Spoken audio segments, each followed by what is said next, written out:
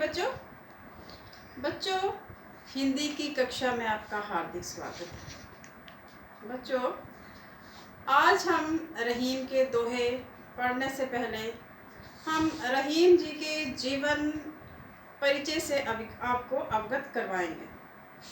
रहीम जी का जो जीवन काल है 1556 से 1626 रहा, यानी कि उनका जन्म 1556 में और मृत्यु 1626 में हुई थी।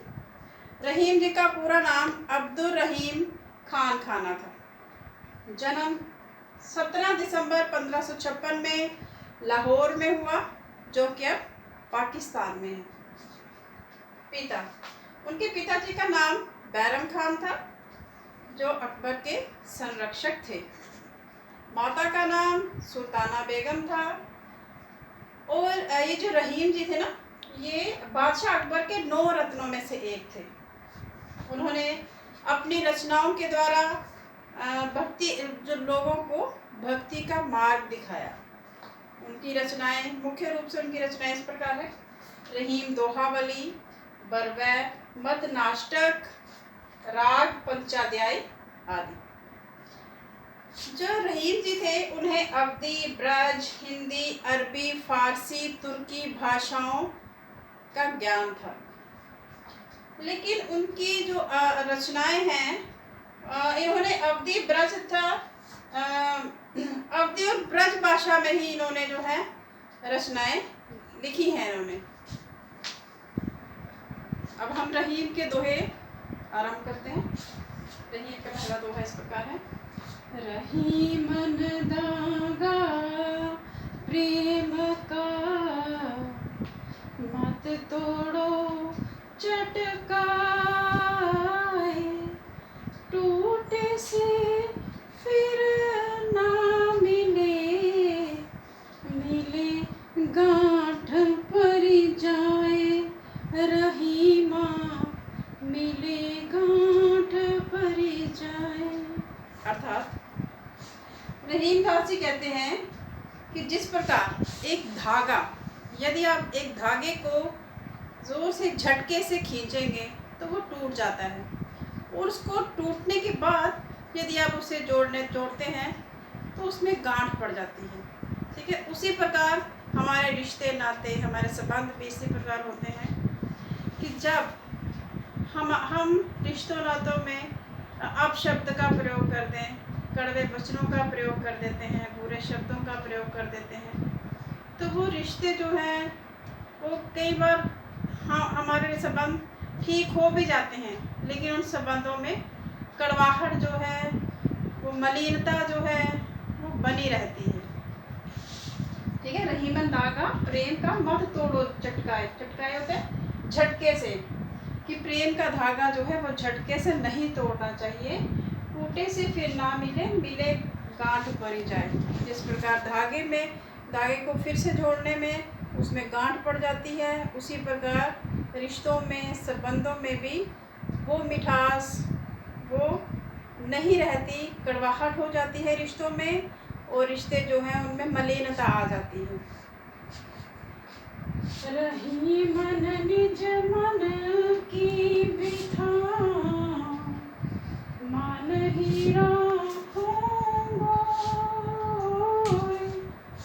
सुनी अठिले लोग सब, बाटी न लह कोई, रहीमा बाटी न लह कोई। अर्थात रहीम में निज होता है अपनी, बिथा होता है व्यथा, कष्ट। रहीम दासी कहते हैं कि अपने मन की जो व्यथा है, जो कष्ट है, उन्हें मन में ही रखना चाहिए। ठीक है, वो होता है छिपा के, अपने मन के अंदर ही छिपा कर रखना चाहिए अपने मन के कष्टों को। सुनी अठिलहे, अठिलहे क्या होता है? सुनकर। अठिलहे होता है मजाक उड़ाना। लोग सब बांटे ना लहे कोई, क्योंकि हमारे दुखों की को सुनकर लोग क्या करते हैं? मजाक उड़ाते हैं। ठीक है, उपहास उड़ाते हैं, और बांटता कोई भी नहीं है। ठीक है ना, अगर आप अपने दुख किसी को सुनाएंगे तो वो उपहास करेगा, मजाक उड़ाएगा हमारे दुखों का, हमारे साथ सहानुभूति प्रकट नहीं करेगा, हमारे दुख दूर करने का प्रयास नहीं करेगा।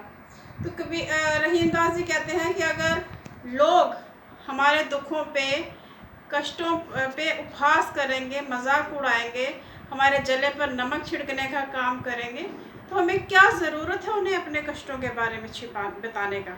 हमें तो अपने कष्ट जो है राखो गोए, अपने कष्ट को छुपा कर रखना चाहिए। ठीक है। एक सादे सब सदे,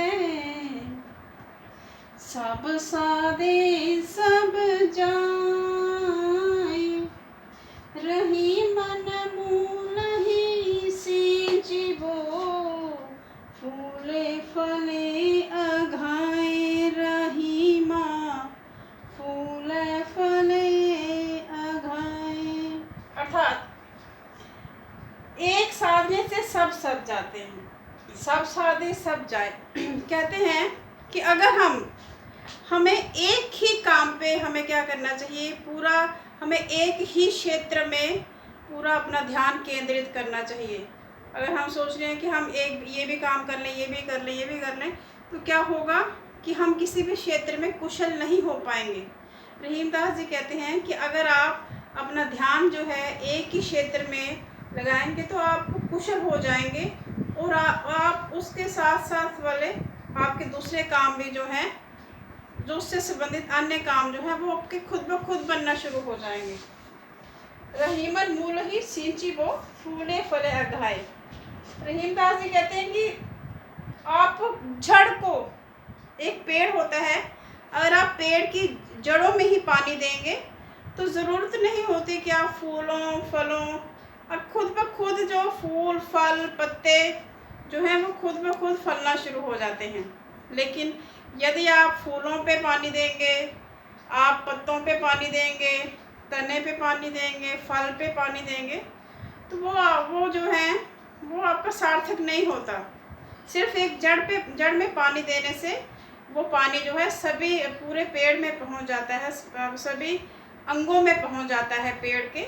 उसी प्रकार मनुष्य को भी एक ही क्षेत्र में अपना ध्यान केंद्रित करना चाहिए, ताकि उसका अभ्यास करने से वो उस क्षेत्र में सफल हो जाए, उस क्षेत्र में उसे कुशलता प्राप्त हो। तो इस दोहे के माध्यम से रहीमदास जी ये भी कहना चाहते हैं कि मनुष्य को एक ही इष्ट, एक ही देवता की पूजा करनी चाहिए, ताकि कष्ट पड़ने पर जब वो उनका स्मरण करे तो वे तुरंत आपकी रक्षा के लिए पहुंच जाए। चित्रकूट में रमी रही मन अवध नरेश, जा पर विपदा पड़त है, सो आवत यह देश, रही माँ सो आवत यह देश। अर्थात चित्रकूट में यहाँ पे इस दोहे में रहीमदास जी चित्रकूट की महिमा का वर्णन कर रहे हैं। चित्रकूट एक ऐसा स्थान था, है भी, यहाँ पर अवध नरेश यानी कि श्री रामचंद्र जी को जब कैकेयी ने महाराज दशरथ से 2 वर मांगे थे, एक वर कि राजा राम को 14 वर्ष का वनवास दिया जाए और भरत को राजगद्दी। तब जो राम जी हैं अवध नगरी छोड़कर चित्रकूट चले गए थे, और चित्रकूट में उन्होंने वहाँ पे अपना समय बिताया था, और वहाँ पे उनको शांति प्राप्त हुई थी उस जगह पे। तो यहाँ पे उसी चित्रकूट की महिमा का वर्णन कहते हुए कहते हैं रहीमदास जी, चित्रकूट में रमी रहे रहीमन अवध नरेश, कि अवध के नरेश, अवध के राजा जो राम हैं, वो वो भी चित्रकूट में उनको शांति प्राप्त हुई, आनंद प्राप्त हुआ। जहाँ पर विपदा पड़त है, जिस भी व्यक्ति पर जीवन में विपदा अर्थात कष्ट आता है, जिस भी व्यक्ति पर, सो आवत यह देश, वह व्यक्ति शांति प्राप्त करने के लिए, सुख प्राप्त करने के लिए चित्रकूट में चला आता है। बेशक अवध नगरी जो है उसमें सभी सुख सुविधाएं उपलब्ध थी। लेकिन चित्रकूट ऐसा स्थान था जहाँ जब वो निर्जन था, जंगल था वो, लेकिन वहाँ पे भी उन्हें शांति प्राप्त हुई, उन्हें सुख की प्राप्ति हुई। और कहने का अभिप्राय यही है कि उन्होंने इस दोहे के माध्यम से चित्रकूट की महिमा का वर्णन किया है कि जिस व्यक्ति को भी आनंद की प्राप्ति करनी हो, शांति प्राप्त करनी हो, वह चित्रकूट में चले आते हैं। धन्यवाद।